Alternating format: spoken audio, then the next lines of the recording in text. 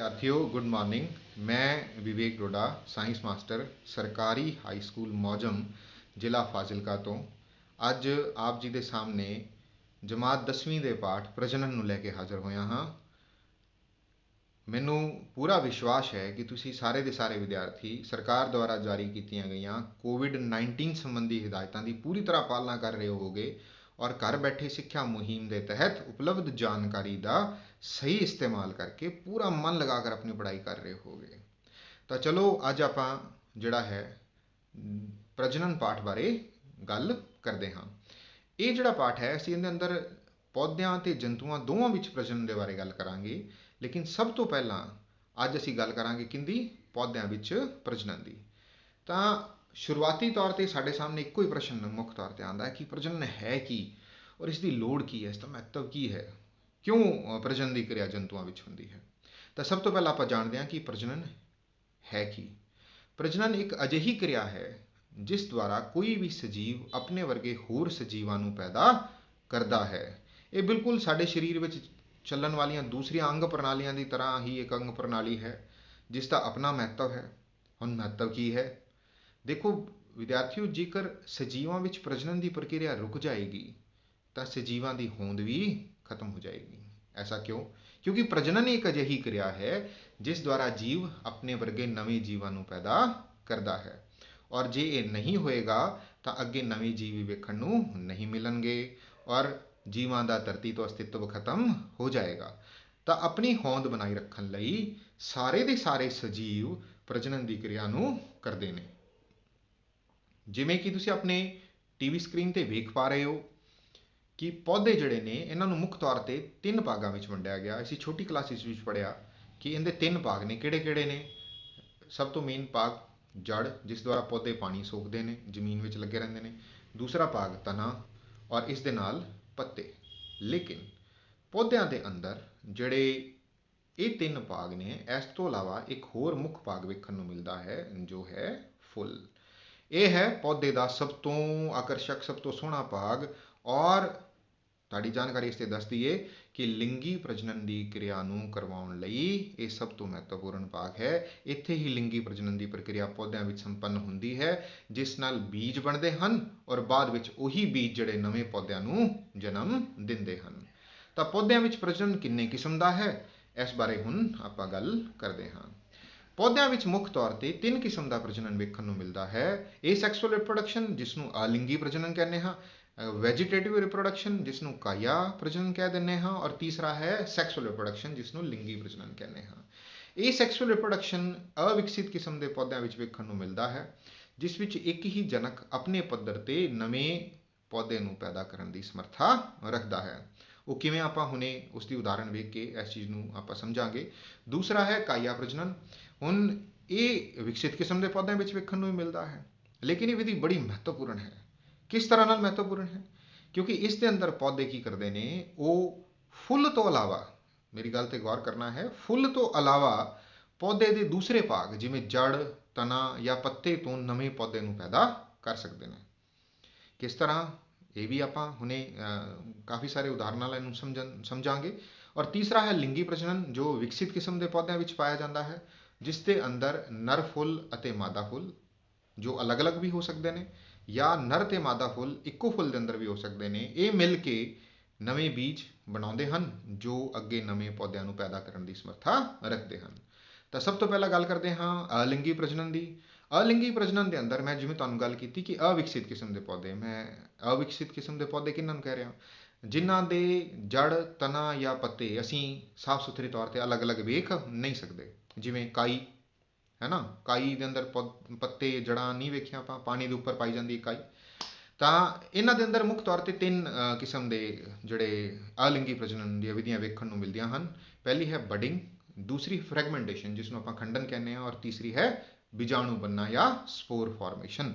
सब तो पहला बडिंग की गल करांगे। बडिंग है कि ये खमीरण या आपां जिहनूं ईस्ट कह दिंदे हां उहदे अंदर वेखण वाली या आपां कहीए कि आम तौर पर वेखण च आउण वाली विधि है जिसके अंदर एक सिंगल सैल जिसके उपर एक बल्बनुमा गंढनुमा बनतर बनती है और ये बनतर हौली हौली आकार में वड्डी होंदी जाती है जिसके नाल अंदर अंदर जिहड़ा केंद्रक है वह भी आकार में वड्डा होंदा है ਔਰ ਅਖੀਰ ਕੇਂਦਰਕ ਦੋ ਹਿੱਸਿਆਂ ਵਿੱਚ ਵੰਡਿਆ ਜਾਂਦਾ ਹੈ, ਔਰ ਬਾਹਰੋਂ ਜਿਹੜੀ ਸੈੱਲ ਦੀ ਬਾਹਰਲੀ ਪਰਤ ਹੈ ਉਹ ਅੰਦਰ ਨੂੰ ਮੁੜਦੀ ਹੈ, ਔਰ ਇੱਕ ਸੈੱਲ ਜਿਹੜਾ ਦੋ ਸੈੱਲਾਂ ਵਿੱਚ ਵੰਡਿਆ ਜਾਂਦਾ ਹੈ, ਔਰ ਇਸ ਤਰ੍ਹਾਂ ਇੱਕ ਸੈੱਲ ਤੋਂ ਦੂਸਰਾ ਸੈੱਲ ਪੈਦਾ ਹੋ ਜਾਂਦਾ ਹੈ। ਇਹ ਸੈੱਲ ਹੂ ਬਹੂ ਆਪਣੇ ਜਨਕ ਵਰਗਾ ਹੀ ਹੁੰਦਾ ਹੈ।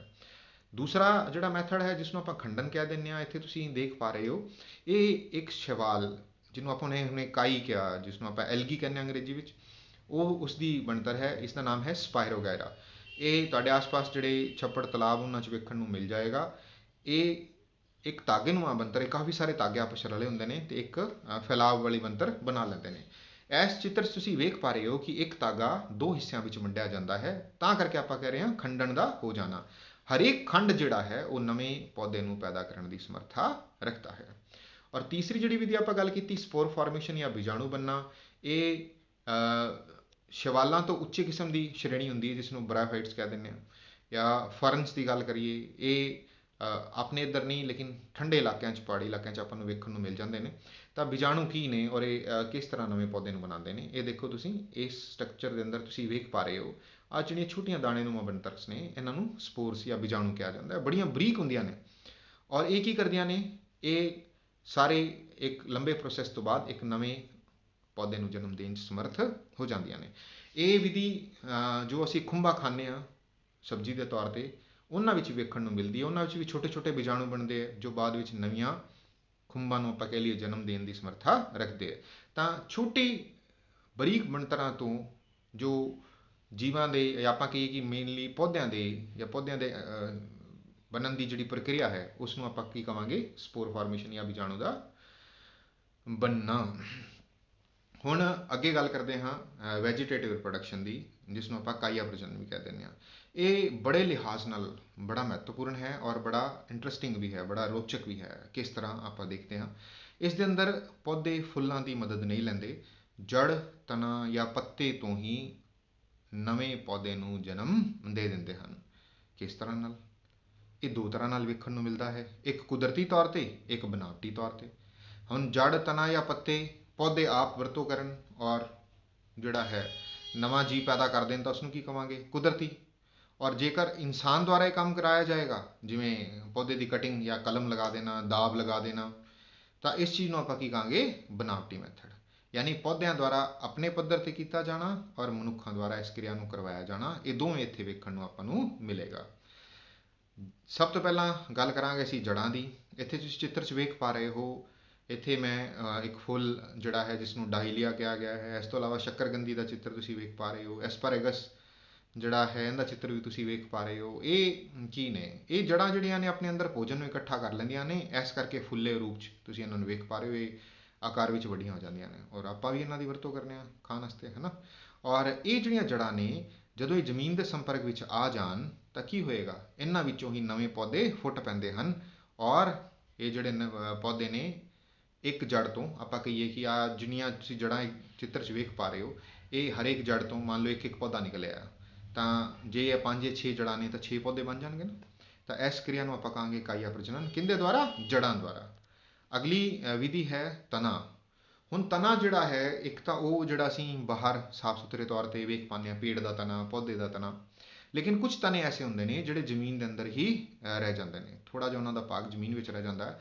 ਉਹ ਵੀ ਆਪਣੇ ਅੰਦਰ ਭੋਜਨ ਨੂੰ ਗ੍ਰਹਿਣ ਕਰਕੇ ਫੁੱਲ ਜਾਂਦੇ ਨੇ, ਜਿਵੇਂ ਅਦਰਕ ਔਰ ਹਲਦੀ। ਹੁਣ ਇਹ ਤੁਸੀਂ ਵੇਖ ਪਾ ਰਹੇ ਹੋ ਕਿ ਅਦਰਕ ਦੇ ਅੰਦਰ ਇਸ ਤਰ੍ਹਾਂ ਦੇਖੋ ਨਵਾਂ ਪੌਦਾ ਨਿਕਲਿਆ ਹੈ ਨਾ। ਹੁਣ ਇਹ ਤਣਾ ਜਿਹੜਾ ਹੈ ਇਸ ਨੇ ਵੀ ਭੋਜਨ ਨੂੰ ਇਕੱਠਾ ਕਰ ਲਿਆ ਹੈ। ਅਸੀਂ ਵੀ ਇਹਦੀ ਵਰਤੋਂ ਕਰਦੇ ਹਾਂ ਖਾਣ ਵਾਸਤੇ, ਲੇਕਿਨ ਇਹ ਜਿਹੜਾ ਇਕੱਠਾ ਹੋਇਆ ਭੋਜਨ ਹੈ ਇਹ ਕੀ ਕਰਦਾ ਹੈ, ਆਧਾਰ ਬਣਾ ਦਿੰਦਾ ਹੈ ਕਿਸ ਵਾਸਤੇ, ਇੱਕ ਨਵੇਂ ਪੌਦੇ ਨੂੰ ਪੈਦਾ ਕਰਨ ਵਾਸਤੇ। ਤਾਂ ਇਹ ਜਿਹੜਾ ਅੰਡਰਗਰਾਉਂਡ ਸਟੈਮ ਹੈ ਜਾਂ ਭੂਮੀਗਤ ਤਣਾ ਹੈ, ਇਹ ਕੀ ਕਰਦਾ ਹੈ, ਇਹ ਨਵੇਂ ਪੌਦੇ ਨੂੰ ਪੈਦਾ ਕਰ ਦਿੰਦਾ। ਇਸ ਦਾ ਨਾਮ ਕੀ ਹੈ? ਇਸ ਨੂੰ ਆਪਾਂ ਕਹਿੰਦੇ ਹਾਂ ਰਾਈਜ਼ੋਮਸ। ਠੀਕ ਹੈ, ਪ੍ਰਕੰਦ ਆਪਾਂ ਕਹਿ ਦਿੰਦੇ ਹਾਂ।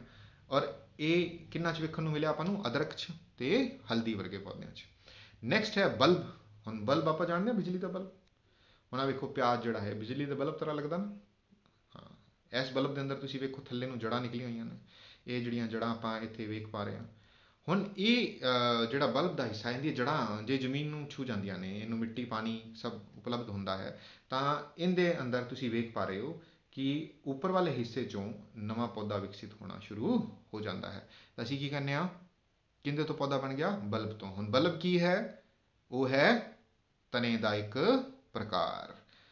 ਨੈਕਸਟ ਹੈ, ਜਿਸ ਨੂੰ ਆਪਾਂ ਚਿੱਤਰ 'ਤੇ ਤੁਸੀਂ ਇੱਥੇ ਵੇਖ ਪਾ ਰਹੇ ਹੋ, ਇਹਨੂੰ ਨਾਮ ਦਿੱਤਾ ਗਿਆ ਹੈ ਟਿਊਬਰ। ਹੁਣ ਟਿਊਬਰ ਕੀ ਹੈ? ਆਲੂ ਆਪਾਂ ਸਭ ਨੇ ਵੇਖਿਆ, ਆਮ ਤੌਰ 'ਤੇ ਵਰਤੀ ਜਾਣ ਵਾਲੀ ਸਬਜ਼ੀ ਹੈ। ਹੁਣ ਤੁਸੀਂ ਆਲੂ ਦੇ ਅੰਦਰ ਇੱਕ ਚੀਜ਼ ਦੇਖੀ ਹੋਣੀ ਹੈ, ਇਹਨਾਂ ਦੇ ਉੱਪਰ ਆ ਵੇਖੋ ਛੋਟੇ ਛੋਟੇ ਨਾ ਛੋਟੀਆਂ ਛੋਟੀਆਂ ਬਣਤਰਾਂ ਆਉਂਦੀਆਂ, ਇਸ ਨੂੰ ਆਈ ਜਾਂ ਅੱਖ ਕਹਿ ਦਿੱਤਾ ਜਾਂਦਾ ਹੈ। ਹੁਣ ਆਈ ਜਾਂ ਅੱਖ ਦਾ ਮਹੱਤਵ ਕੀ ਹੈ? ਅਸੀਂ ਆਪਣੇ ਘਰਾਂ 'ਚ ਵੀ ਵੇਖਿਆ ਕਿ ਕਈ ਟਾਈਮ ਤੱਕ ਜੇ ਆਲੂ ਪਿਆ ਰਹਿ ਜਾਏ ਤਾਂ ਕੀ ਹੋਏਗਾ?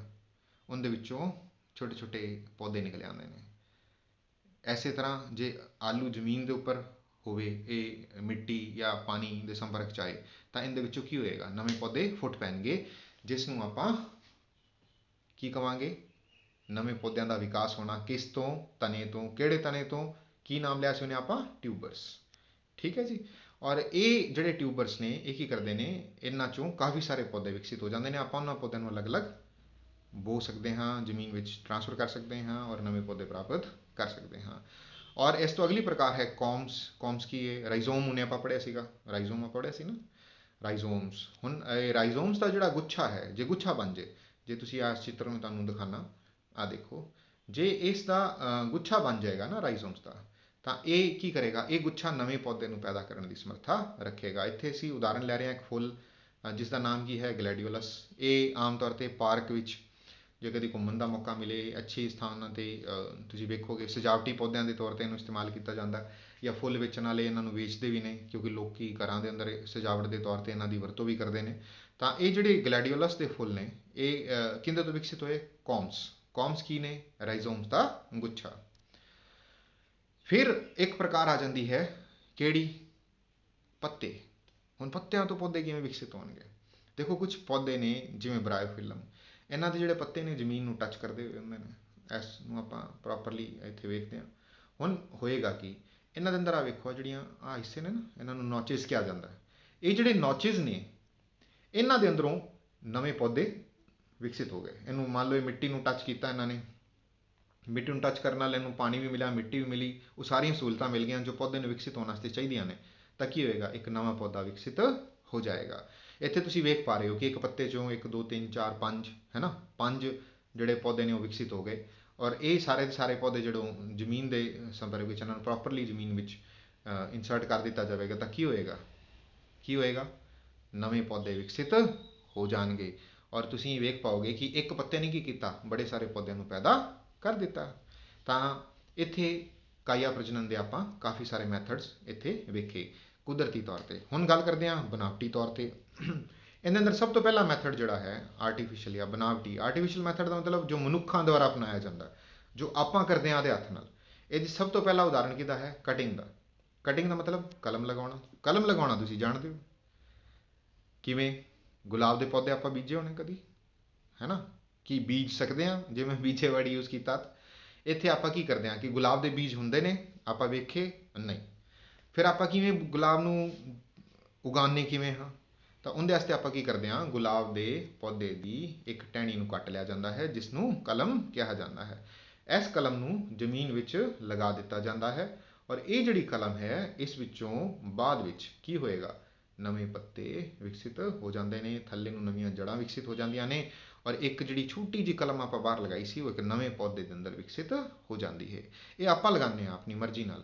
ਆਰਥਿਕ ਤੌਰ 'ਤੇ ਫਾਇਦਾ ਲੈਣ ਵਾਸਤੇ ਲੋਕ ਜਿਹੜੇ ਫੁੱਲਾਂ ਦੀ ਖੇਤੀ ਕਰਦੇ ਆ, ਉਹ ਇਸ ਮੈਥਡ ਨੂੰ ਅਪਣਾਉਂਦੇ ਆ। ਔਰ ਦੂਸਰਾ ਮੈਥਡ ਹੈ ਗ੍ਰਾਫਟਿੰਗ। ਹੁਣ ਗ੍ਰਾਫਟਿੰਗ ਕੀ ਚੀਜ਼ ਹੈ, ਇਸ ਚੀਜ਼ ਨੂੰ ਆਪਾਂ ਥੋੜ੍ਹਾ ਸਮਝਦੇ ਹਾਂ। ਕਈ ਵਾਰੀ ਸਾਡੇ ਆਲੇ ਦੁਆਲੇ ਐਸੇ ਪੌਦੇ ਹੁੰਦੇ ਹਨ ਜਿਨ੍ਹਾਂ ਦੀ ਇੱਕ ਤੋਂ ਵੱਧ ਪ੍ਰਜਾਤੀਆਂ ਵੇਖਣ ਨੂੰ ਮਿਲਦੀਆਂ ਹਨ। ਕਿਸੇ ਪ੍ਰਜਾਤੀ ਦੇ ਅੰਦਰ ਕੋਈ ਖਾਸੀਅਤ ਹੈ, ਕਿਸੇ ਦੇ ਅੰਦਰ ਕੋਈ ਖੂਬੀ ਹੈ। ਅਸੀਂ ਚਾਹੁੰਦੇ ਹਾਂ ਕਿ ਇੱਕ ਹੀ ਪੌਦੇ ਦੇ ਅੰਦਰ 2 ਜਾਂ ਵੱਧ ਖੂਬੀਆਂ ਪ੍ਰਵੇਸ਼ ਕਰ ਜਾਣ। ਉਹ ਕਿਵੇਂ ਹੋਏਗਾ? ਉਹਦੇ ਵਾਸਤੇ ਅਸੀਂ ਗ੍ਰਾਫਟਿੰਗ ਦਾ ਮੈਥਡ ਇਸਤੇਮਾਲ 'ਚ ਲਿਆਉਂਦੇ ਹਾਂ। ਇਹਦੇ 'ਚ ਤੁਸੀਂ ਵੇਖ ਪਾ ਰਹੇ ਹੋ ਕਿ ਇੱਕ ਪੌਦਾ ਜਿਹੜਾ ਹੈ, ਉਸ ਨੂੰ ਜ਼ਮੀਨ ਤੋਂ ਥੋੜ੍ਹਾ ਉੱਪਰ, ਜਿਸ ਦਾ ਤਣਾ ਬਿਲਕੁਲ ਪ੍ਰੋਪਰ ਮਜ਼ਬੂਤੀ ਨਾਲ ਜ਼ਮੀਨ 'ਚ ਲੱਗਿਆ ਹੈ, ਉਸ ਨੂੰ ਕੱਟ ਲਿਆ ਜਾਂਦਾ। ਇਸ ਹਿੱਸੇ ਨੂੰ ਕਿਹਾ ਜਾਂਦਾ ਸਟਾਕ। ਹੁਣ ਆਹ ਜਿਹੜਾ ਤਣਾ ਤੁਸੀਂ ਇੱਥੇ ਡਾਇਗਰਾਮ 'ਚ ਵੇਖ ਪਾ ਰਹੇ ਹੋ, ਜਿਹੜਾ ਜ਼ੂਮ ਕਰਕੇ ਦਿਖਾਇਆ ਗਿਆ, ਇਸ ਨੂੰ ਵੀ ਸ਼ੇਪ 'ਚ ਕੱਟ ਦਿੱਤਾ ਗਿਆ। ਹੁਣ ਵੀ ਸ਼ੇਪ 'ਚ ਕੱਟ ਕੇ ਬੇਸ ਬਣਾ ਲਿਆ ਗਿਆ। ਹੁਣ ਦੂਸਰਾ ਪੌਦਾ ਜਿਹਦੇ ਗੁਣ ਆਪਾਂ ਨੂੰ ਇਹਦੇ ਨਾਲ ਰਲਾਣੇ ਹੈ, ਜਿਹੜੇ ਆਪਾਂ ਨੂੰ ਚਾਹੀਦਾ ਵੀ ਇਹਦੇ ਨਾਲ ਹੀ ਵਿਕਸਿਤ ਹੋਣ, ਐਸੇ ਜਾਤੀ ਦਾ ਪੌਦਾ, ਉਸ ਦਾ ਉੱਪਰਲਾ ਹਿੱਸਾ ਇਸ ਦੇ ਉਲਟ ਕੱਟ ਲਿਆ ਜਾਂਦਾ। ਇੱਥੇ ਤੁਸੀਂ ਵੇਖ ਪਾ ਰਹੇ ਹੋ। ਔਰ ਇਸ ਹਿੱਸੇ ਨੂੰ ਕਿਹਾ ਜਾਂਦਾ ਹੈ ਸਾਇਨ। ਹੁਣ ਸਟਾਕ ਦੇ ਉੱਪਰ ਕੀ ਕੀਤਾ ਜਾਂਦਾ ਹੈ, ਸਾਇਨ ਨੂੰ ਰੱਖ ਦਿੱਤਾ ਜਾਂਦਾ ਹੈ ਔਰ ਉਸ ਤੋਂ ਬਾਅਦ ਇਹਦੇ ਚਾਰੋਂ ਤਰਫ ਟੇਪ ਲਪੇਟ ਦਿੱਤੀ ਜਾਂਦੀ ਹੈ। ਇੱਕ ਪੋਲੀਥੀਨ ਦਾ ਲਿਫਾਫਾ ਲਪੇਟ ਕੇ ਉੱਪਰ ਟੇਪ ਨਾਲ ਜਾਂ ਰੱਸੀ ਨਾਲ ਇਹਨੂੰ ਕੱਸ ਕੇ ਬੰਨ੍ਹ ਦਿੱਤਾ ਜਾਂਦਾ ਹੈ। ਇਹਦੇ ਨਾਲ ਕੀ ਹੋਏਗਾ, ਸਟਾਕ ਤੇ ਸਾਇਨ ਕੁਝ ਟਾਈਮ ਬਾਅਦ ਆਪਸ ਵਿੱਚ ਜੁੜ ਜਾਣਗੇ ਔਰ ਆਪਣੇ ਮਨ ਚਾਹੇ ਗੁਣਾਂ ਦਾ ਜਿਹੜਾ ਪੌਦਾ ਹੈ ਉਹ ਇਸ ਤੋਂ ਵਿਕਸਿਤ ਹੋ ਜਾਵੇਗਾ ਔਰ ਆਪਾਂ ਉਹ ਸਾਰੇ ਗੁਣ, ਸਾਰੀਆਂ ਖੂਬੀਆਂ ਦੇ ਵਿੱਚ ਵੇਖ ਪਾਵਾਂਗੇ ਜਿਸ ਨੂੰ ਲੈ ਕੇ ਅਸੀਂ ਇਹ ਵਿਧੀ ਅਪਣਾਈ ਹੈ। ਨੈਕਸਟ ਹੈ ਸਾਡੇ ਕੋਲੇ ਜਿਹੜੀ ਵਿਧੀ ਹੈ ਉਸ ਦਾ ਨਾਮ ਹੈ ਲੇਅਰਿੰਗ। ਹੁਣ ਲੇਅਰਿੰਗ ਕੀ ਚੀਜ਼ ਹੁੰਦੀ ਹੈ, ਕੁਝ ਪੌਦੇ ਐਸੇ ਹੁੰਦੇ ਨੇ ਜਿਨ੍ਹਾਂ ਦੀਆਂ ਸ਼ਾਖਾਵਾਂ ਬੜੀਆਂ ਲੰਬੀਆਂ ਲੰਬੀਆਂ ਹੋ ਜਾਂਦੀਆਂ ਨੇ। ਮਹਿੰਦੀ ਦੀ ਗੱਲ ਕਰੀਏ, ਹੁਣ ਇਹ ਸ਼ਾਖਾਵਾਂ ਜਿਹੜੀਆਂ ਨੇ ਇਹ ਜ਼ਮੀਨ ਨੂੰ ਛੂਹ ਕੇ ਚੱਲਣੀਆਂ ਸ਼ੁਰੂ ਹੋ ਜਾਂਦੀਆਂ ਨੇ। ਜੇਕਰ ਕਿਸੇ ਇੱਕ ਸ਼ਾਖਾ ਨੂੰ ਜ਼ਮੀਨ ਦੇ ਹਿੱਸੇ ਵਿੱਚ ਦੱਬ ਦਿੱਤਾ ਜਾਏ, ਯਾਨੀ ਇੱਕ ਸ਼ਾਖਾ ਨੂੰ, ਇੱਕ ਪੌਦੇ ਦੀ ਸ਼ਾਖਾ ਨੂੰ ਪਕੜਿਆ ਗਿਆ, ਜ਼ਮੀਨ ਵਿੱਚ ਇੱਕ ਟੋਇਆ ਪੱਟਿਆ ਗਿਆ, ਉਸ ਦੇ ਵਿੱਚ ਉਸਨੂੰ ਨੱਪ ਦਿੱਤਾ ਗਿਆ ਔਰ ਤੁਸੀਂ ਇਹ ਵੇਖ ਪਾ ਰਹੇ ਹੋ ਜਿਹੜਾ ਦੂਸਰਾ ਉਹਦਾ ਸੁਤੰਤਰ ਹਿੱਸਾ ਹੈ ਉਸਨੂੰ ਇੱਕ ਸਹਾਰੇ ਦੀ ਸਹਾਇਤਾ ਨਾਲ ਹਵਾ ਵਿੱਚ ਖੜਾ ਰਹਿਣ ਦੇ ਦਿੱਤਾ ਗਿਆ, ਤਾਂ ਕੁਝ ਸਮਾਂ ਬਾਅਦ ਕੀ ਹੋਏਗਾ, ਜਿਹੜਾ ਹਿੱਸਾ ਆਪਾਂ ਜ਼ਮੀਨ ਵਿੱਚ ਨੱਪਿਆ ਸੀ ਨਾ, ਇਹਦੇ ਵਿੱਚੋਂ ਜੜ੍ਹਾਂ ਨਿਕਲ ਆਉਣਗੀਆਂ। ਇਹਦੇ ਵਿੱਚੋਂ ਜੜ੍ਹਾਂ ਨਿਕਲ ਆਉਣਗੀਆਂ, ਵੇਖੋ ਇਸ ਤਰ੍ਹਾਂ। ਔਰ ਇਹ ਜਿਹੜੀਆਂ ਜੜ੍ਹਾਂ ਨੇ ਇਹ ਕੀ ਕਰਨਗੀਆਂ, ਇਹਦੇ ਤੋਂ ਉੱਪਰ ਫਿਰ ਜਿਹੜਾ ਸੁਤੰਤਰ ਹਿੱਸਾ ਆਪਾਂ ਖਾਲੀ ਛੱਡਿਆ ਸੀਗਾ, ਇਸ ਨੂੰ ਆਪਾਂ ਦੇਖਦੇ ਹਾਂ ਦੁਬਾਰਾ। ਆਹ ਵੇਖੋ, ਇਹ ਜਿਹੜਾ ਸੁਤੰਤਰ ਹਿੱਸਾ ਆਪਾਂ ਖਾਲੀ ਛੱਡਿਆ ਹੈ ਇਹਦੇ ਉੱਪਰੋਂ ਸ਼ਾਖਾਵਾਂ ਬਣਨੀਆਂ ਸ਼ੁਰੂ ਹੋ ਜਾਣਗੀਆਂ, ਪੱਤੇ ਆ ਜਾਣਗੇ, ਜੜ੍ਹਾਂ ਵਿਕਸਿਤ ਹੋ ਜਾਣਗੀਆਂ, ਤਾਂ ਕੀ ਹੋਏਗਾ, ਇੱਕ ਨਵੇਂ ਪੌਦੇ ਦੇ ਅੰਦਰ ਵਿਕਸਿਤ ਹੋ ਜਾਏਗਾ। ਯਾਨੀ ਇੱਕ ਪੌਦੇ ਤੋਂ ਦੋ ਪੌਦੇ ਬਣ ਜਾਣਗੇ। ਇਹ ਬੜੀ ਆਸਾਨ ਵਿਧੀ ਹੈ, ਇਸ ਨੂੰ ਆਸਾਨੀ ਨਾਲ ਅਪਣਾ ਕੇ ਜਿਹੜਾ ਇੱਕ ਪੌਦੇ ਤੋਂ ਕਾਫੀ ਸਾਰੇ ਪੌਦੇ ਪ੍ਰਾਪਤ ਕੀਤੇ ਜਾ ਸਕਦੇ ਨੇ। ਹੁਣ ਆਪਾਂ ਗੱਲ ਕਰਦੇ ਹਾਂ ਟਿਸ਼ੂ ਕਲਚਰ ਦੀ, ਜਿਹੜਾ ਸਭ ਤੋਂ ਆਧੁਨਿਕ ਮੈਥਡ ਹੈ, ਸਭ ਤੋਂ ਆਧੁਨਿਕ ਵਿਧੀ। ਟਿਸ਼ੂ ਕਲਚਰ ਹੈ ਕੀ, ਆਪਣੀ ਮਰਜ਼ੀ ਦੇ ਕੋਈ ਵੀ ਜਿਹੜੇ ਪੌਦਿਆਂ ਦੇ ਆਪਾਂ ਪ੍ਰਾਪਤ ਕਰਨੇ ਆ, ਮੰਨ ਲਓ ਆਪਾਂ ਕੋਈ ਖਾਸ ਕਿਸਮ ਦੇ ਗੁਣ ਪ੍ਰਾਪਤ ਕਰਨਾ ਚਾਹੁੰਦੇ ਹਾਂ ਤਾਂ ਉਹਦੇ ਵਾਸਤੇ ਟਿਸ਼ੂ ਕਲਚਰ ਕੀਤਾ ਜਾਂਦਾ। ਹੁਣ ਟਿਸ਼ੂ ਹੈ ਕੀ, ਸਭ ਤੋਂ ਪਹਿਲਾਂ ਸੈੱਲ ਆਪਾਂ ਜਾਣਦੇ ਹਾਂ, ਜੀਵਨ ਦੀ ਮੂਲਭੂਤ ਇਕਾਈ, ਸਭ ਤੋਂ ਛੋਟੀ ਇਕਾਈ। ਇਹਨਾਂ ਇੱਕੋ ਵਰਗੇ ਸੈੱਲਾਂ ਤੋਂ ਮਿਲ ਕੇ ਬਣਨ ਵਾਲੀ ਬਣਤਰ ਨੂੰ ਅਸੀਂ ਟਿਸ਼ੂ ਕਿਹਾ, ਜੋ ਅਸੀਂ 9ਵੀਂ ਜਮਾਤ ਵਿੱਚ ਪੜ੍ਹ ਚੁੱਕੇ ਹਾਂ। ਹੁਣ ਜਿਹੜੇ ਪੌਦੇ ਦੇ ਲੱਛਣ ਆਪਾਂ ਨੂੰ ਵਧੀਆ ਲੱਗੇ ਹਨ, ਜਿਹੜੇ ਪੌਦੇ ਦੇ ਗੁਣ ਆਪਾਂ ਨੂੰ ਵਧੀਆ ਲੱਗੇ ਹਨ, ਅਸੀਂ ਉਸ ਖਾਸ ਗੁਣਾਂ ਵਾਲੇ ਪੌਦਿਆਂ ਨੂੰ ਵਿਕਸਿਤ ਕਰਨਾ ਚਾਹੁੰਦੇ ਹਾਂ, ਤਾਂ ਆਪਾਂ ਕੀ ਕਰਾਂਗੇ, ਟਿਸ਼ੂ ਕਲਚਰ ਦੀ ਵਿਧੀ ਦਾ ਸਹਾਰਾ ਲੈ ਸਕਦੇ ਹਾਂ। ਇਸ ਵਿੱਚ ਕੀ ਕੀਤਾ ਜਾਂਦਾ ਹੈ, ਮਨ ਚਾਹੇ ਪੌਦੇ ਦੇ, ਮਨ ਚਾਹੇ ਲੱਛਣਾਂ ਵਾਲੇ ਪੌਦੇ ਦੇ ਅੰਦਰੋਂ ਥੋੜ੍ਹੇ ਜਿਹੇ ਟਿਸ਼ੂਜ਼ ਬਾਹਰ ਕੱਢ ਲਏ ਜਾਂਦੇ ਨੇ। ਇਹਨਾਂ ਟਿਸ਼ੂਜ਼ ਨੂੰ ਅਲੱਗ ਕਰਕੇ ਇੱਕ ਮਾਧਿਅਮ ਪ੍ਰੋਵਾਈਡ ਕਰਾਇਆ ਜਾਏਗਾ। ਦੇਖੋ ਹੁਣ ਪੌਦੇ ਨੂੰ ਵਰਧੀ ਵਾਸਤੇ ਪੋਸ਼ਕ ਤੱਤ ਵੀ ਚਾਹੀਦੇ ਨੇ, ਪਾਣੀ ਵੀ ਚਾਹੀਦਾ, ਉਹ ਸਾਰੀਆਂ ਸੁਵਿਧਾਵਾਂ ਚਾਹੀਦੀਆਂ ਨੇ ਜੋ ਕਿ ਪੌਦੇ ਨੂੰ ਵਿਕਸਿਤ ਹੋਣ ਵਾਸਤੇ ਜ਼ਰੂਰੀ ਨੇ।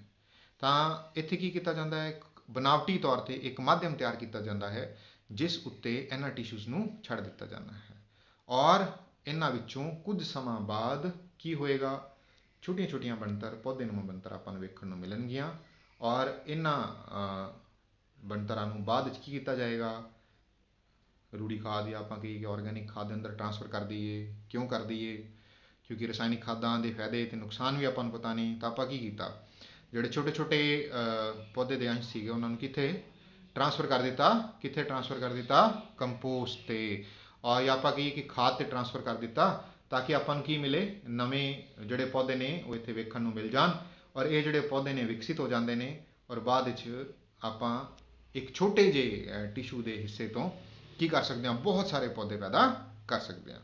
ਤਾਂ ਆਪਾਂ ਹੁਣ ਤੱਕ ਕੀ ਪੜ੍ਹਿਆ, ਇੱਕ ਵਾਰੀ ਉਸ ਨੂੰ ਫਟਾਫਟ ਦੁਹਰਾ ਲੈਂਦੇ ਹਾਂ ਕਿ ਪ੍ਰਜਨਨ ਉਹ ਵਿਧੀ ਹੈ ਜਿਸ ਦੁਆਰਾ ਕੀ ਹੋਏਗਾ, ਪੌਦੇ ਆਪਣੇ ਵਰਗੀ ਹੋਰ ਸੰਤਾਨ ਪੈਦਾ ਕਰਨਗੇ। ਇਸ ਦੇ 3 ਮੈਥਡ ਸੀਗੇ, ਕਿਹੜੇ ਕਿਹੜੇ, ਅਲਿੰਗੀ, ਕਾਇਆ ਪ੍ਰਜਨਨ ਤੇ ਲਿੰਗੀ ਪ੍ਰਜਨਨ। ਅਲਿੰਗੀ ਪ੍ਰਜਨਨ ਅਸੀਂ ਪੜ੍ਹਿਆ ਜੋ ਬਡਿੰਗ ਹੈ, ਫਰੈਗਮੈਂਟੇਸ਼ਨ ਹੈ ਜਾਂ ਸਪੋਰ ਫਾਰਮੇਸ਼ਨ ਹੈ, 3 ਤਰ੍ਹਾਂ ਨਾਲ ਵੇਖਣ ਨੂੰ ਮਿਲਦੀ ਹੈ।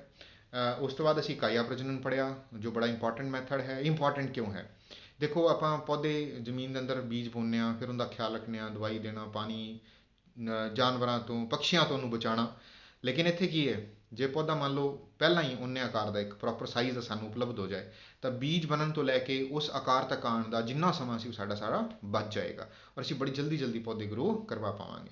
ਅਸੀਂ ਆਪਾਂ ਵੇਖਦੇ ਹਾਂ ਕਲਮ ਦੀ ਆਪਾਂ ਗੱਲ ਕਰ ਚੁੱਕੇ, ਗੰਨੇ ਦੀ ਆਪਾਂ ਗੱਲ ਕਰੀਏ ਹੈ ਨਾ, ਕੇਲੇ ਦੀ ਆਪਾਂ ਗੱਲ ਕਰੀਏ ਤਾਂ ਇੱਕ ਕਲਮ ਲਗਾ ਕੇ ਆਪਾਂ ਇਹਨਾਂ ਪੌਦਿਆਂ ਨੂੰ ਪ੍ਰਾਪਤ ਕਰ ਸਕਦੇ ਹਾਂ। ਇੱਥੇ ਅਸੀਂ ਇਹਨਾਂ ਦੀਆਂ ਕੁਦਰਤੀ ਵਿਧੀਆਂ ਵੀ ਪੜ੍ਹੀਆਂ, ਜਿੱਥੇ ਆਪਾਂ ਜੜ ਦੁਆਰਾ ਹੈ ਨਾ, ਤਣੇ ਦੁਆਰਾ, ਤਣੇ ਦੇ ਅੰਦਰ ਅਸੀਂ ਰਾਈਜ਼ੋਮ ਪੜ੍ਹੇ, ਬਲਬ ਪੜ੍ਹੇ, ਉਸ ਤੋਂ ਇਲਾਵਾ ਅਸੀਂ ਟਿਊਬਰਸ ਦੀ ਗੱਲ ਕੀਤੀ, ਕੌਮਸ ਦੀ ਗੱਲ ਕੀਤੀ, ਔਰ ਅਸੀਂ ਫਿਰ ਬਾਅਦ 'ਚ ਗੱਲ ਕੀਤੀ ਕਿੰਦੀ ਪੱਤੇ ਦੀ ਵੀ, ਔਰ ਫਿਰ ਅਸੀਂ ਪੜ੍ਹਿਆ ਬਨਾਵਟੀ ਵਿਧੀ, ਜਿਸ 'ਚ ਅਸੀਂ ਕਲਮ ਲਗਾਈ, ਕਲਮ ਲਗਾ ਕੇ ਦੇਖੀ। ਉਸ ਤੋਂ ਬਾਅਦ ਅਸੀਂ ਗ੍ਰਾਫਟਿੰਗ ਦੀ ਵਿਧੀ ਦੀ ਗੱਲ ਕੀਤੀ, ਔਰ ਉਸ ਤੋਂ ਬਾਅਦ ਅਸੀਂ ਗੱਲ ਕੀਤੀ ਕਿਸ ਦੀ, ਲੇਅਰਿੰਗ ਦੀ, ਔਰ ਫਿਰ ਗੱਲ ਕੀਤੀ ਅਸੀਂ ਟਿਸ਼ੂ ਕਲਚਰ ਦੀ। ਹੁਣ ਗੱਲ ਕਰਦੇ ਹਾਂ ਲਿੰਗੀ ਪ੍ਰਜਨਨ ਦੀ। ਪੌਦੇ ਜਿਹੜੇ ਵਿਕਸਿਤ ਕਿਸਮ ਦੇ ਪੌਦੇ ਨੇ ਉਹਨਾਂ ਵਿੱਚ ਫੁੱਲ ਬੜਾ ਇੰਪੋਰਟੈਂਟ ਪਾਰਟ ਹੈ। ਫੁੱਲ ਦੇ ਅੰਦਰ ਆਕਰਸ਼ਣ ਹੈ, ਖੁਸ਼ਬੂ ਹੈ, ਜਿਸ ਕਰਕੇ ਉਹ ਵੱਖ-ਵੱਖ ਜੀਵਾਂ ਨੂੰ ਆਪਣੀ ਤਰਫ ਆਕਰਸ਼ਿਤ ਕਰਦਾ ਹੈ, ਔਰ ਇਸ ਦੇ ਅੰਦਰ ਹੀ ਪੌਦੇ ਦੇ ਉਹ ਭਾਗ ਵੀ ਪਾਏ ਜਾਂਦੇ ਹਨ ਜੋ ਲਿੰਗੀ ਪ੍ਰਜਨਨ ਕਰਨ ਲਈ ਜ਼ਿੰਮੇਵਾਰ ਹਨ। ਠੀਕ ਹੈ, ਇਹ ਪੌਦੇ ਜਿਹੜੇ ਨੇ ਇੱਕ ਲਿੰਗੀ ਜਾਂ ਦੋ ਲਿੰਗੀ ਹੋ ਸਕਦੇ ਨੇ। ਦੋ ਲਿੰਗੀ ਪੌਦੇ ਕਿਹੜੇ ਨੇ, ਜਿਸ ਦੇ ਅੰਦਰ ਨਰ ਤੇ ਮਾਦਾ ਭਾਗ ਇੱਕੋ ਹੀ ਫੁੱਲ ਦੇ ਅੰਦਰ ਪਾਏ ਜਾਂਦੇ ਨੇ। ਕਿਸ ਤਰ੍ਹਾਂ ਨਾਲ, ਆਪਾਂ ਇਸ ਚੀਜ਼ ਨੂੰ ਥੋੜ੍ਹਾ ਜਿਹਾ ਜਾਣਨ ਦੀ ਕੋਸ਼ਿਸ਼ ਕਰਦੇ ਹਾਂ। ਸਾਡੇ ਆਸ-ਪਾਸ ਇੱਕ ਗੁੜਹਲ ਦਾ ਫੁੱਲ ਹੁੰਦਾ ਹੈ ਨਾ, ਗੁੜਹਲ ਦੇ ਫੁੱਲ ਦੇ ਅੰਦਰ ਅਸੀਂ ਦੇਖੀਏ ਤਾਂ ਬਾਹਰ ਦੀ ਤਰਫ ਆ ਵੇਖੋ, ਜਿਹੜੀਆਂ ਬਣਤਰ ਨੇ ਇਹਨੂੰ ਆਪਾਂ ਨਰ ਬਣਤਰ ਕਹਿੰਦੇ ਹਾਂ, ਜਿਹੜੀ ਯੈਲੋ ਕਲਰ ਦੀ ਤੁਸੀਂ ਦੇਖ ਪਾ ਰਹੇ ਹੋ। ਔਰ ਜੇ ਸੈਂਟਰ ਦੇ ਅੰਦਰ ਆ ਗੋਲ ਬਣਤਰ ਹੈ, ਇਸ ਨੂੰ ਆਪਾਂ ਕੀ ਕਹਿੰਦੇ ਹਾਂ, ਇਹ ਹੈ ਫੁੱਲ ਦਾ ਮਾਦਾ ਭਾਗ। ਇਹਦੇ ਅੰਦਰ ਉਦਾਹਰਨ ਲਈ ਗਈ ਹੈ ਕਿਸ ਦੀ, ਹਿਬਿਸਕਸ, ਜਿਹਨੂੰ ਮੈਂ ਗੁੜਹਲ ਨਾਮ ਲਿਆ ਤੁਹਾਡੇ ਸਾਹਮਣੇ ਹੁਣੇ, ਔਰ ਸਿਟਰਸ। ਇਹ ਐਸੇ ਕੁਝ ਦੋ ਉਦਾਹਰਨ ਨੇ ਜਿਨ੍ਹਾਂ ਦੇ ਅੰਦਰ ਕੀ ਹੈ, ਉਭੈਲਿੰਗੀ। ਉਭੈਲਿੰਗੀ ਦਾ ਮਤਲਬ ਇੱਕ ਹੀ ਫੁੱਲ ਦੇ ਅੰਦਰ ਨਰ ਤੇ ਮਾਦਾ ਭਾਗ ਵੇਖਣ ਨੂੰ ਮਿਲਦੇ ਹਨ। ਔਰ ਇਸੇ ਤਰ੍ਹਾਂ ਆ ਜਿਹੜੇ ਕੁਝ ਉਦਾਹਰਨ ਨੇ, ਜਿਵੇਂ ਪਪੀਤਾ ਹੈ ਜਾਂ ਆਪਾਂ ਮੱਕੀ ਦੀ ਗੱਲ ਕਰ ਲੈਂਦੇ ਹਾਂ, ਇਹਦੇ ਅੰਦਰ ਨਰ ਤੇ ਮਾਦਾ ਫੁੱਲ ਅੱਡ ਅੱਡ ਹੁੰਦੇ ਹਨ, ਔਰ ਇਹ ਜਿਹੜੇ ਨੇ ਦੋਵੇਂ ਦੇ ਦੋਵੇਂ ਇਸ ਪ੍ਰਕਿਰਿਆ 'ਚ ਭਾਗ ਲੈ ਕੇ ਨਵੀਂ ਪੌਦਿਆਂ ਨੂੰ ਪੈਦਾ ਕਰਨ 'ਚ ਸਾਡੇ ਲਈ ਸਹਾਇਕ ਹੁੰਦੇ ਹਨ। ਹੁਣ ਇਸ ਤੋਂ ਇਲਾਵਾ ਪੌਦਿਆਂ ਦੇ ਕੁਝ ਜਿਹੜੇ ਬਾਹਰਲੇ ਹਿੱਸੇ ਨੇ ਉਹਨਾਂ ਨੂੰ ਕੁਝ ਨਾਮ ਦਿੱਤੇ ਗਏ ਨੇ। ਦੇਖੋ, ਪੌਦੇ ਦਾ ਜਿਹੜਾ ਸਭ ਤੋਂ ਬੇਸ ਵਾਲਾ ਹਿੱਸਾ ਹੁੰਦਾ, ਇੱਥੇ ਤੁਸੀਂ ਚਿੱਤਰ ਦੇ ਅੰਦਰ ਵੇਖ ਪਾ ਰਹੇ ਹੋ, ਆਹ ਜਿਹੜੀ ਗੋਲ ਬਣਤਰ ਹੈ, ਇਸ ਦੇ ਅੰਦਰ ਤੁਸੀਂ ਦੇਖੋ ਜਿਹੜੀਆਂ ਛੋਟੀਆਂ ਛੋਟੀਆਂ ਹਰੀਆਂ ਪੱਤੀਆਂ ਨੇ, ਆਹ ਵਾਲੀਆਂ, ਇਸ ਨੂੰ ਸੈਪਲਸ ਜਾਂ ਹਰੀਆਂ ਪੱਤੀਆਂ ਕਹਿੰਦੇ ਆ। ਔਰ ਜਿਹੜਾ ਬਾਹਰ ਵਾਲਾ ਹਿੱਸਾ ਹੈ, ਇਹਨਾਂ ਨੂੰ ਪੈਟਲਸ ਕਿਹਾ ਜਾਂਦਾ ਜਾਂ ਰੰਗਦਾਰ ਪੱਤੀਆਂ। ਹੁਣ ਇਹ ਰੰਗਦਾਰ ਪੱਤੀਆਂ ਹੀ ਸਾਰਾ ਕੰਮ ਕਰਦੀਆਂ ਨੇ। ਕੀ ਕਰਦੀਆਂ ਨੇ, ਕੀੜਿਆਂ ਨੂੰ ਆਪਣੀ ਤਰਫ ਆਕਰਸ਼ਿਤ ਕਰਨਾ, ਜੀਵਾਂ ਨੂੰ ਆਪਣੀ ਤਰਫ ਆਕਰਸ਼ਿਤ ਕਰਨਾ। ਔਰ ਇਹਨਾਂ ਦੇ ਅੰਦਰ ਆ ਵੇਖੋ, ਆ ਜਿਹੜੇ ਹੁਣੇ ਆਪਾਂ ਨਰ ਤੇ ਮਾਦਾ ਭਾਗ ਦੀ ਗੱਲ ਕੀਤੀ ਨਾ, ਪੁੰਕੇਸਰ, ਇਸਤਰੀ ਕੇਸਰ, ਇਹ ਜਿਹੜੇ ਨੇ ਇਹਦੇ 'ਚ ਵੇਖਣ ਨੂੰ ਮਿਲਦੇ ਨੇ। ਹੁਣ ਜਿਹੜਾ ਨਰ ਭਾਗ ਹੈ ਉਸ ਨੂੰ ਪੁੰਕੇਸਰ ਕਿਹਾ ਜਾਂਦਾ ਹੈ, ਔਰ ਜਿਹੜਾ ਮਾਦਾ ਭਾਗ ਹੈ ਉਸ ਨੂੰ ਇਸਤਰੀ ਕੇਸਰ ਕਿਹਾ ਜਾਂਦਾ ਹੈ। ਹੁਣ ਫੁੱਲ ਦੇ ਅੰਦਰ ਜਿਹੜਾ ਹੈ, ਇਸ ਨੂੰ ਆਪਾਂ ਕਲੀਅਰਲੀ ਤੌਰ ਤੇ ਨਹੀਂ ਵੇਖ ਪਾ ਰਹੇ, ਆਪਾਂ ਹੁਣ ਇਸ ਨੂੰ ਚਿੱਤਰ ਦੀ ਸਹਾਇਤਾ ਨਾਲ ਸਮਝਣ ਦੀ ਕੋਸ਼ਿਸ਼ ਕਰਾਂਗੇ। ਆਹ ਦੇਖੋ, ਇੱਕ ਚਿੱਤਰ ਇੱਥੇ ਐਡ ਕੀਤਾ ਗਿਆ ਜ਼ੂਮ ਕਰਕੇ। ਇਹ ਜਿਹੜਾ ਸਟਰਕਚਰ ਹੈ, ਇਹ ਹੈ ਨਰ ਭਾਗ, ਜਿਸ ਨੂੰ ਪੁੰਕੇਸਰ ਕਿਹਾ ਜਾਂਦਾ। ਆ ਵੇਖੋ, ਇਸ ਦੀ ਇੱਕ ਡੰਡੀ ਨੂੰਆ ਬਣਤਰ ਹੈ ਜਿਸ ਨਾਲ ਇਹ ਫੁੱਲ ਤੇ ਲੱਗਿਆ ਰਹਿੰਦਾ, ਔਰ ਇੱਕ ਉੱਪਰ ਵਾਲਾ ਭਾਗ ਹੈ। ਠੀਕ ਹੈ ਜੀ, ਤਾਂ ਇਹ ਨਰ ਭਾਗ ਹੈ ਟੋਟਲੀ। ਇਹ ਕਾਫੀ ਸਾਰੇ ਬਣਤਰ ਵਿੱਚ ਹੈਗੇ ਨੇ, ਇਹਨਾਂ ਨੂੰ ਪੁੰਕੇਸਰ ਕਿਹਾ ਜਾਂਦਾ ਹੈ। ਔਰ ਜੇਕਰ ਅਸੀਂ ਇੱਕ ਪੁੰਕੇਸਰ ਨੂੰ ਸਮਝਣ ਦੀ ਕੋਸ਼ਿਸ਼ ਕਰੀਏ, ਉਸ ਤੋਂ ਪਹਿਲਾਂ ਅਸੀਂ ਕੀ ਕਰੀਏ, ਮਾਦਾ ਭਾਗ ਨੂੰ ਵੀ ਜਾਣ ਲਈਏ। ਹੁਣ ਮਾਦਾ ਭਾਗ ਕਿਹੜਾ ਹੈ, ਇਹ ਹੈ ਇਸਤਰੀ ਕੇਸਰ। ਇਸਤਰੀ ਕੇਸਰ ਜਿਹੜਾ ਹੈ, ਇਹ ਪੌਦੇ ਦੇ ਅੰਦਰ ਜੇਕਰ ਆਮ ਤੌਰ ਤੇ ਇਹ ਬਾਈਸੈਕਸੁਅਲ ਯਾਨੀ ਉਭੈ ਲਿੰਗੀ ਪੌਦਾ ਹੋਏਗਾ ਤਾਂ ਮਾਦਾ ਭਾਗ ਅੰਦਰ ਦੀ ਤਰਫ ਔਰ ਨਰ ਭਾਗ ਬਾਹਰ ਦੀ ਤਰਫ ਮੌਜੂਦ ਰਹਿਣਗੇ। ਹੁਣ ਇਹ ਜਿਹੜਾ ਮਾਦਾ ਭਾਗ ਹੈ, ਇਸ ਨੂੰ ਅੰਗਰੇਜ਼ੀ 'ਚ ਕੀ ਬੁਲਾਇਆ ਗਿਆ, ਪਿਸਟਲ, ਔਰ ਇਹਨੂੰ ਕੀ ਬੁਲਾਇਆ ਗਿਆ, ਸਟੈਮਨ। ਸਟੈਮਨ ਯਾਨੀ ਪੁੰਕੇਸਰ, ਪਿਸਟਲ ਯਾਨੀ ਇਸਤਰੀ ਕੇਸਰ। ਹੁਣ ਆਹ ਜਿਹੜਾ ਸਟਰਕਚਰ ਹੈ, ਇਹਨਾਂ ਨੂੰ ਆਪਾਂ ਇੱਕ ਇੱਕ ਕਰਕੇ ਜਾਣਨ ਦੀ ਕੋਸ਼ਿਸ਼ ਕਰਦੇ ਹਾਂ, ਇਹਨਾਂ ਬਾਰੇ ਜਾਣਕਾਰੀ ਹਾਸਲ ਕਰਦੇ ਹਾਂ। ਸਭ ਤੋਂ ਪਹਿਲਾਂ ਗੱਲ ਕਰਾਂਗੇ ਸਟੈਮਨ ਦੀ। ਸਟੈਮਨ ਦੇ ਦੋ ਭਾਗ ਨੇ। ਕਿਹੜੇ ਕਿਹੜੇ ਭਾਗ ਨੇ, ਇੱਕ ਭਾਗ ਹੈ ਜੋ ਇਸ ਨੂੰ ਫੁੱਲ 'ਚ ਜੋੜ ਕੇ ਰੱਖਦਾ ਹੈ, ਇਸ ਨੂੰ ਫਿਲਾਮੈਂਟ ਕਹਿੰਦੇ ਆ, ਔਰ ਉੱਪਰ ਵਾਲਾ ਜਿਹੜਾ ਭਾਗ ਹੈ ਉਸ ਨੂੰ ਐਂਥਰ ਕਿਹਾ ਜਾਂਦਾ ਹੈ। ਇਸ ਵਿੱਚ ਛੋਟੇ ਛੋਟੇ ਸਟਰਕਚਰ ਬਣਦੇ ਹੈ ਜਿਸ ਨੂੰ ਪਰਾਗ ਕਣ ਕਹਿੰਦੇ ਹਾਂ। ਇਹ ਪਰਾਗ ਕਣ, ਆ ਵੇਖੋ, ਇਸ ਐਂਥਰ ਨੂੰ ਕੱਟ ਦਿੱਤਾ ਗਿਆ ਤਾਂ ਇੱਥੇ 4 ਸਾਨੂੰ ਥੈਲੇਨੁਮਾ ਬਣਤਰ ਵੇਖਣ ਨੂੰ ਮਿਲੀਆਂ, ਜਿਸ ਨੂੰ ਪੋਲਨ ਸੈਕ ਜਾਂ ਪਰਾਗ ਕੋਸ਼ ਕਿਹਾ ਜਾਂਦਾ ਹੈ। ਇਹਨਾਂ ਪਰਾਗ ਕੋਸ਼ਾਂ ਦੇ ਅੰਦਰ ਹਲਕੀ ਹਲਕੀ ਛੋਟੇ ਛੋਟੇ ਆਕਾਰ ਦੀ, ਜਿਵੇਂ ਆਪਾਂ ਹੁਣ ਬੀਜਾਣੂ ਦੀ ਗੱਲ ਕੀਤੀ ਸੀ ਨਾ ਪਿੱਛੇ, ਉਸ ਤਰ੍ਹਾਂ ਦੀ ਡਾਟਡ ਸਟਰਕਚਰਸ ਵੇਖਣ ਨੂੰ ਮਿਲਦੀਆਂ, ਜਿਨ੍ਹਾਂ ਨੂੰ ਕੀ ਕਿਹਾ ਜਾਂਦਾ ਹੈ, ਪਰਾਗ ਕਣ। ਹੁਣ ਜੇ ਇਸਤਰੀ ਭਾਗ ਦੀ ਗੱਲ ਕਰੀਏ, ਜਿਸ ਨੂੰ ਆਪਾਂ ਪਿਸਟਲ ਕਹਿ ਰਹੇ ਹਾਂ ਜਾਂ ਇਸਤਰੀ ਕੇਸਰ ਕਹਿ ਰਹੇ ਹਾਂ, ਤਾਂ ਇਹਦੇ 3 ਭਾਗ ਨੇ। ਇਹ ਵੇਖੋ, ਐਂ ਲੱਗਦਾ ਨਾ ਜਿਵੇਂ ਸੁਰਾਹੀ ਹੁੰਦੀ ਹੈ, ਉੱਪਰ ਨੂੰ ਫੈਲਾਅ ਵਾਲੀ ਗਰਦਨ ਹੈ ਨਾ, ਥੱਲੇ ਆਈ, ਔਰ ਇਸ ਤਰ੍ਹਾਂ ਇਹ ਫੈਲਾਵਟ 'ਚ ਆ ਗਈ, ਸੁਰਾਹੀ ਜਿਵੇਂ ਬਣ ਜਾਂਦੀ ਹੈ। ਹੁਣ ਇਹ ਜਿਹੜਾ ਉੱਪਰ ਵਾਲਾ ਭਾਗ ਹੈ, ਇਸ ਨੂੰ ਸਟਿਗਮਾ ਕਿਹਾ ਜਾਂਦਾ ਹੈ। ਆਮ ਤੌਰ ਤੇ ਚਿਪਚਿਪਾ ਹੁੰਦਾ ਹੈ ਔਰ ਪਰਾਗ ਕਣਾਂ ਨੂੰ ਆਪਣੇ ਨਾਲ ਚਿਪਕਾਉਣ ਦੀ ਸਮਰੱਥਾ ਰੱਖਦਾ ਹੈ। ਫਿਰ ਆ ਗਿਆ ਸਟਾਈਲ। ਇਹ ਗੋਲ ਇੱਕ ਲੰਬਾ ਪਾਈਪ ਬਣਤਰ ਹੈ, ਜਿਸ ਵਿੱਚ ਹੋ ਕੇ ਪਰਾਗ ਕਣ ਜਿਹੜੇ ਨੇ ਉਹ ਥੱਲੇ ਤੱਕ ਪਹੁੰਚਣਗੇ, ਔਰ ਸਭ ਤੋਂ ਥੱਲੜਾ ਹਿੱਸਾ ਜਿਹੜਾ ਹੈ ਜਿਸਨੂੰ ਓਵਰੀ ਜਾਂ ਅੰਡਾਸ਼य ਕਹਿ ਦਿੰਦੇ ਹਾਂ, ਔਰ ਇਹਨਾਂ ਦੇ ਅੰਦਰ ਖਾਸ ਕਿਸਮ ਦੀਆਂ ਬਣਤਰਾਂ ਆਉਂਦੀਆਂ ਜਿਨ੍ਹਾਂ ਨੂੰ ਓਵਿਊਲ ਜਾਂ ਬੀਜਾਂਡ ਕਿਹਾ ਜਾਂਦਾ ਹੈ। ਤਾਂ ਇਹ ਜਿਹੜੇ ਭਾਗ ਨੇ ਕਿੰਦੇ ਨੇ, ਮਾਦਾ ਭਾਗ ਦੇ। ਇਹ ਭਾਗ ਕਿੰਦੇ ਨੇ, ਮਾਦਾ ਭਾਗ ਦੇ। ਔਰ ਇਹ ਜਿਹੜੇ ਭਾਗ ਨੇ ਇਹ ਪ੍ਰਜਨਨ ਵਿੱਚ ਭਾਗ ਲੈਣਗੇ। ਹੋਏਗਾ ਕੀ, ਨਰ ਫੁੱਲ ਤੋਂ ਪਰਾਗ ਕਣ ਉੱਡਣਗੇ ਔਰ ਕਿੱਥੇ ਪਹੁੰਚਣਗੇ, ਮਾਦਾ ਫੁੱਲ ਦੇ ਕਿੱਥੇ, ਸਟਿਗਮਾ ਤੱਕ। ਜਿਹੜਾ ਆਪਾਂ ਹੁਣੇ ਸਟਰਕਚਰ ਕੇ ਦਿਖਵਾ, ਨਰ ਭਾਗ ਹੈ, ਇੱਥੋਂ ਪਰਾਗ ਕਣ ਉੱਡੇ ਤੇ ਕਿੱਥੇ ਆ ਗਏ, ਸਟਿਗਮਾ ਤੱਕ। ਔਰ ਇਹ ਸਟਿਗਮਾ ਤੋਂ ਹੁੰਦੇ ਹੋਏ ਹੌਲੀ ਹੌਲੀ ਜਿਹੜਾ ਆਪਾਂ ਸ਼ੁਰੂ 'ਚ ਗੱਲ ਕੀਤੀ ਓਵਰੀ ਯਾਨੀ ਅੰਡਾਸ਼य 'ਚ ਪਹੁੰਚ ਜਾਂਦੇ ਨੇ ਔਰ ਬੀਜਾਂਡ ਦੇ ਅੰਦਰ ਪਹੁੰਚ ਕੇ ਉੱਥੇ ਮਾਦਾ ਯੁਗਕ ਨਾਲ ਮੇਲ ਕਰਕੇ ਨਵਾਂ ਬੀਜ ਬਣਾ ਲੈਂਦੇ ਨੇ। ਤਾਂ ਇੱਥੇ ਹੋਇਆ ਕੀ, ਫੁੱਲਾਂ ਤੋਂ ਕੀ ਹੋਇਆ, ਪਰਾਗਣ, ਪਰਾਗਣ ਦਾ ਮਤਲਬ ਪਰਾਗ ਕਣਾਂ ਦਾ ਮਾਦਾ ਫੁੱਲ ਤੱਕ ਪਹੁੰਚ ਜਾਣਾ। ਇਸ ਵਿਧੀ ਨੂੰ ਕੀ ਨਾਮ ਦਿੱਤਾ ਗਿਆ, ਪਰਾਗਣ। ਨਰ ਫੁੱਲ ਤੋਂ ਮਾਦਾ ਫੁੱਲ ਤੱਕ ਪਰਾਗਣ ਪਹੁੰਚ ਗਏ ਔਰ ਇਹਦੇ ਨਾਲ ਕੀ ਹੋਇਆ, ਫਲ ਬਣੇ। ਔਰ ਫਲਾਂ ਦੇ ਵਿੱਚ ਕੀ ਮੌਜੂਦ ਸੀਗੇ, ਬੀਜ। ਔਰ ਬੀਜਾਂ ਤੋਂ ਕੀ ਬਣੇਗਾ, ਨਵਾਂ ਪੌਦਾ। ਆਮ ਤੌਰ 'ਤੇ ਐਵੇਂ ਵੇਖਣ ਨੂੰ ਮਿਲਦਾ। ਤਾਂ ਇਸ ਤਰ੍ਹਾਂ ਜਿਹੜੇ ਵਿਕਸਿਤ ਕਿਸਮ ਦੇ ਪੌਦੇ ਨੇ ਉਹਨਾਂ ਵਿੱਚ ਲਿੰਗੀ ਪ੍ਰਜਨਨ ਦੀ ਪ੍ਰਕਿਰਿਆ ਹੁੰਦੀ ਹੈ, ਜਿਸ ਦੁਆਰਾ ਜਿਹੜਾ ਪੌਦੇ ਨੇ ਆਪਣੇ ਨਵੇਂ ਪੌਦਿਆਂ ਨੂੰ ਪੈਦਾ ਕਰਨ ਦੀ ਸਮਰੱਥਾ ਰੱਖਦੇ ਨੇ। ਹੁਣ ਇੱਥੇ ਲਾਸਟ 'ਚ ਆਪਾਂ ਗੱਲ ਕਰ ਰਹੇ ਹਾਂ ਪੋਲੀਨੇਸ਼ਨ ਜਾਂ ਪਰਾਗਣ, ਜਿਹੜੀ ਮੈਂ ਵਿਧੀ ਕਹੀ ਸੀ। ਪਰਾਗ ਕਣਾਂ ਦਾ ਨਰ ਫੁੱਲ ਤੋਂ ਮਾਦਾ ਫੁੱਲ ਤੱਕ ਪਹੁੰਚਣਾ, ਉਸ ਨੂੰ ਪਰਾਗਣ ਕਿਹਾ ਜਾਏਗਾ। ਇਹ ਦੋ ਕਿਸਮ ਦਾ ਹੈ, ਸੈਲਫ ਯਾਨੀ ਖੁਦ ਸਵੈ ਪਰਾਗਣ। ਜੇ ਨਰ ਤੇ ਮਾਦਾ ਫੁੱਲ ਇੱਕੋ ਹੀ ਫੁੱਲ ਵਿੱਚ, ਭਾਗ ਇੱਕੋ ਹੀ ਫੁੱਲ ਵਿੱਚ ਨੇ, ਤਾਂ ਨਰ ਤੋਂ ਪਰਾਗਣ ਉਸੇ ਫੁੱਲ ਦੇ ਮਾਦਾ ਭਾਗ ਤੇ ਪਹੁੰਚ ਜਾਣਗੇ, ਇਸ ਨੂੰ ਕਹਾਂਗੇ ਸਵੈ ਪਰਾਗਣ। ਤੇ ਜੇਕਰ ਇਹ ਉੱਡ ਕੇ ਦੂਸਰੇ ਫੁੱਲ ਤੱਕ ਜਾਣ, ਇਹ ਕਦੋਂ ਹੋਏਗਾ, ਜਦੋਂ ਨਰ ਤੇ ਮਾਦਾ ਫੁੱਲ ਅੱਡ ਅੱਡ ਹੋਣਗੇ। ਤਾਂ ਨਰ ਫੁੱਲਾਂ ਤੋਂ ਪਰਾਗਕਣ ਉੱਡਣਗੇ ਤੇ ਮਾਦਾ ਫੁੱਲ ਤੱਕ ਪਹੁੰਚ ਜਾਣਗੇ। ਇਸ ਚੀਜ਼ ਨੂੰ ਪਰ ਪਰਾਗਣ ਜਾਂ ਕ੍ਰਾਸ ਪੋਲੀਨੇਸ਼ਨ ਕਿਹਾ ਜਾਏਗਾ। ਇਹ ਜਿਹੜੀ ਵਿਧੀ ਹੈ ਇਹ ਵਿਕਸਿਤ ਕਿਸਮ ਦੇ ਜੀਵਾਂ ਵਿੱਚ ਵੇਖਣ ਨੂੰ ਹੀ ਮਿਲਦੀ ਹੈ। ਇੱਥੇ ਆਪਾਂ ਦੇਖ ਪਾ ਰਹੇ ਹਾਂ ਕੀ ਹੋ ਰਿਹਾ ਹੈ, ਇੱਕ ਪੌਦੇ ਦੇ ਅੰਦਰ ਉਸੇ ਦੇ ਜਿਹੜੇ ਪਰਾਗਕਣ ਨੇ ਉਹ ਕਿੱਥੇ ਨੇ, ਉਸੇ ਫੁੱਲ ਦੇ ਉੱਪਰ ਗੇਰ ਰਹੇ, ਇਸ ਨੂੰ ਸਵੈ ਪਰਾਗਣ। ਔਰ ਇੱਕ ਤੋਂ ਉੱਡ ਕੇ ਦੂਸਰੇ ਤੱਕ ਚਲੇ ਗਏ ਤਾਂ ਇਸ ਨੂੰ ਪਰ ਪਰਾਗਣ ਕਿਹਾ ਜਾਏਗਾ। ਇਹ ਆਪਣੇ ਆਪ ਵੀ ਹੋ ਸਕਦਾ ਹੈ ਜਾਂ ਅਸੀਂ ਆਰਟੀਫਿਸ਼ੀਅਲੀ ਵੀ ਇਸ ਨੂੰ ਕਰਵਾ ਸਕਦੇ ਹਾਂ, ਪਰ ਪਰਾਗਣ ਨੂੰ। ਤਾਂ ਇਸ ਆਰਟੀਫਿਸ਼ੀਅਲ ਕਰਾਉਣ ਦੇ ਪਿੱਛੇ ਮਕਸਦ ਕੀ ਹੈ, ਆਪਣੇ ਮਨ ਚਾਹੇ ਜਿਹੜੇ ਗੁਣ ਨੇ ਉਹਨਾਂ ਨੂੰ ਪ੍ਰਾਪਤ ਕਰ ਲੈਣਾ।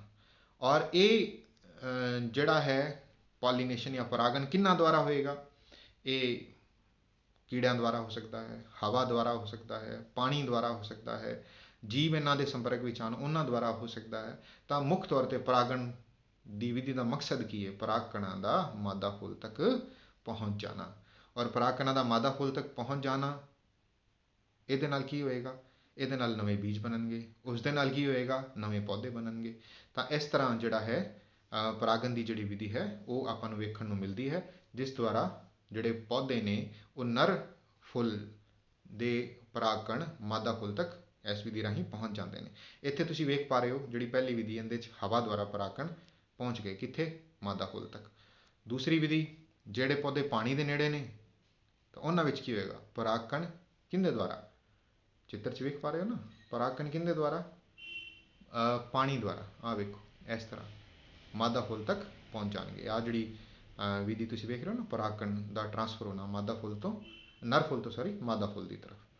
ਨੈਕਸਟ ਹੈ ਕੀੜਿਆਂ ਦੁਆਰਾ। ਹੁਣ ਜਦੋਂ ਤਿਤਲੀਆਂ, ਮਧੂਮੱਖੀਆਂ ਜਾਂ ਹੋਰ ਕੀੜੇ ਆ ਕੇ ਫੁੱਲਾਂ ਦੇ ਉੱਪਰ ਬੈਠਦੇ ਨੇ ਤਾਂ ਨਰ ਫੁੱਲ ਦੇ ਪਰਾਗਕਣ ਕੀ ਹੈ, ਉਹਨਾਂ ਦੇ ਪੈਰਾਂ ਨਾਲ ਚਿਪਕ ਜਾਂਦੇ ਨੇ ਔਰ ਇਹ ਉੱਡ ਕੇ ਜਦੋਂ ਮਾਦਾ ਫੁੱਲ ਤੱਕ ਜਾਣਗੇ ਤਾਂ ਕੀ ਹੋਏਗਾ, ਉੱਥੇ ਪਰਾਗਕਣ ਨੂੰ ਛੱਡ ਦੇਣਗੇ, ਜਿਸ ਦੁਆਰਾ ਨਵੇਂ ਬੀਜ ਪੈਦਾ ਹੋ ਜਾਣਗੇ।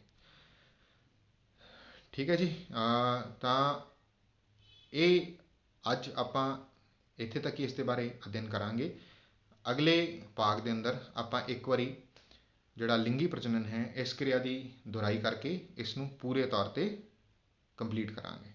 ਮੈਨੂੰ ਉਮੀਦ ਹੈ ਕਿ ਇਹ ਸੈਸ਼ਨ ਜਿਹੜਾ ਹੈ ਤੁਹਾਡੇ ਲਈ ਬੜਾ ਲਾਭਦਾਇਕ ਸਾਬਤ ਹੋਏਗਾ ਔਰ ਤੁਸੀਂ ਇਸ ਦਾ ਪੂਰਾ ਲਾਭ ਲੈ ਕੇ ਪ੍ਰਜਨਨ ਸੰਬੰਧੀ ਪਾਠ ਨਾਲ ਜਿਹੜੀਆਂ ਪ੍ਰਸ਼ਨ ਉੱਤਰ ਨੇ ਉਹਨਾਂ ਨੂੰ ਹੱਲ ਕਰਨ 'ਚ ਪੂਰੀ ਤਰ੍ਹਾਂ ਨਾਲ ਸਮਰਥ ਹੋਵੋਗੇ। ਤਾਂ ਜਲਦੀ ਹੀ ਦੂਸਰੇ ਭਾਗ ਨਾਲ ਫਿਰ ਮੁਲਾਕਾਤ ਕਰਾਂਗੇ। ਉਦੋਂ ਤੱਕ ਬਹੁਤ ਬਹੁਤ ਸ਼ੁਭਕਾਮਨਾ। ਆਪਣਾ ਧਿਆਨ ਰੱਖੋ, ਘਰਾਂ ਵਿੱਚ ਰਹੋ, ਸੁਰੱਖਿਅਤ ਰਹੋ ਔਰ ਸਰਕਾਰ ਦੁਆਰਾ ਜਾਰੀ ਹਦਾਇਤਾਂ ਦੀ ਪਾਲਣਾ ਕਰਦੇ ਰਹੋ ਔਰ ਘਰੇ ਬੈਠੇ ਸਿੱਖਿਆ ਮੁਹਿੰਮ ਦੇ ਤਹਿਤ ਸਿੱਖਿਆ ਪ੍ਰਾਪਤ ਕਰਕੇ ਆਪਣੀ ਪੜ੍ਹਾਈ ਨੂੰ ਪੂਰੇ ਜ਼ੋਰ ਸ਼ੋਰ ਨਾਲ ਜਾਰੀ ਰੱਖੋ। Thank you.